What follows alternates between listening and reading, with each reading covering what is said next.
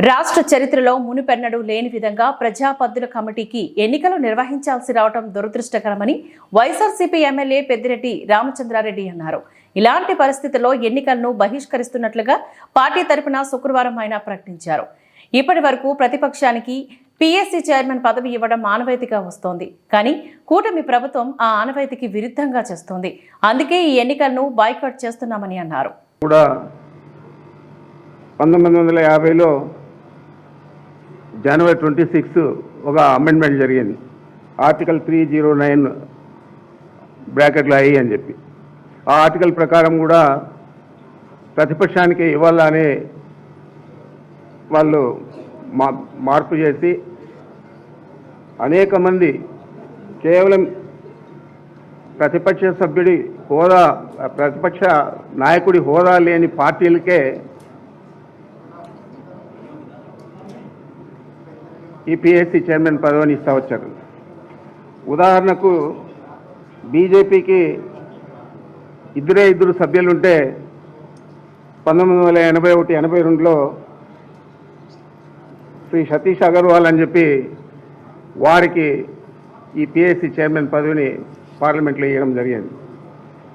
ఈ విధంగా అనేక మంది 20 మంది 30 మంది ఉండే సభ్యులకు కూడా పార్లమెంట్లో ప్రతిపక్ష నాయకుడి హోదా లేని పార్టీలకు కూడా ఈ పీఎస్సీ చైర్మన్గా అనేక పర్యాయాలు ఇచ్చారు. మరి ఆ విధంగా చేయడం వల్ల పబ్లిక్ అకౌంట్స్ కమిటీ అంటే ఒక రెస్పాన్సిబుల్గా పనిచేస్తుంది. పనిచేసేదే కాకుండా ప్రభుత్వం ఏదైనా చేసే తప్పిదాలన్నీ కూడా ఎత్తి చూపుతుంది అని చెప్పి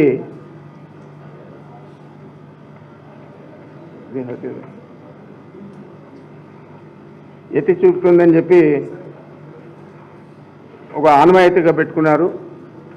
ప్రపంచ దేశాలలో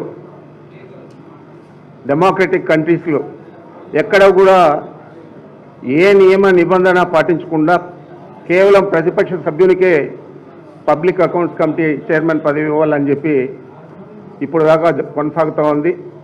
మన పక్క దేశాలలో కూడా ఇంక్లూడింగ్ పాకిస్తాన్, అదేవిధంగా ఒక ఆఫ్ఘనిస్తాన్లో మాత్రం తాలిబాన్లు వచ్చిన తర్వాత అక్కడ పీఎస్సీని తీసేయడం జరిగింది. మరి ఈ పీఎస్సీ ఉండడం వల్ల చాలా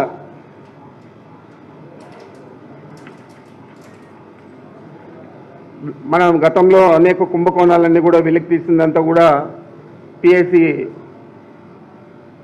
కమిటీనే అని చెప్పి ఉదాహరణ కొన్ని చెప్తున్నాను.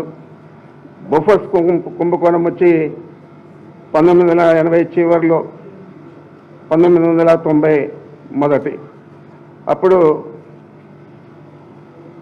స్వీడన్ సంస్థ బొఫర్స్తో నిధులు దుర్వినియోగం చేశారని చెప్పి పీఎస్సీని ఆ రోజు చైర్మన్గా ఉన్న చంద్రజిత్ యాదవ్ వెలికి తీశాడు.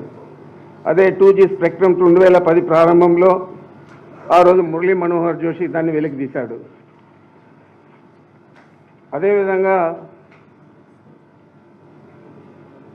సుప్రీంకోర్టు 122 టెలికాం లైసెన్సులు మన పబ్లిక్ అకౌంట్స్ కమిటీ రిపోర్ట్ను బట్టి క్యాన్సిల్ చేసింది.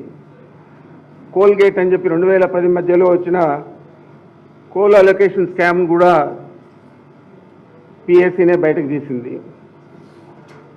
కామన్వెల్త్ గేమ్స్లో చాలా అవినీతి జరిగింది 2010లో అంటే అప్పుడు కూడా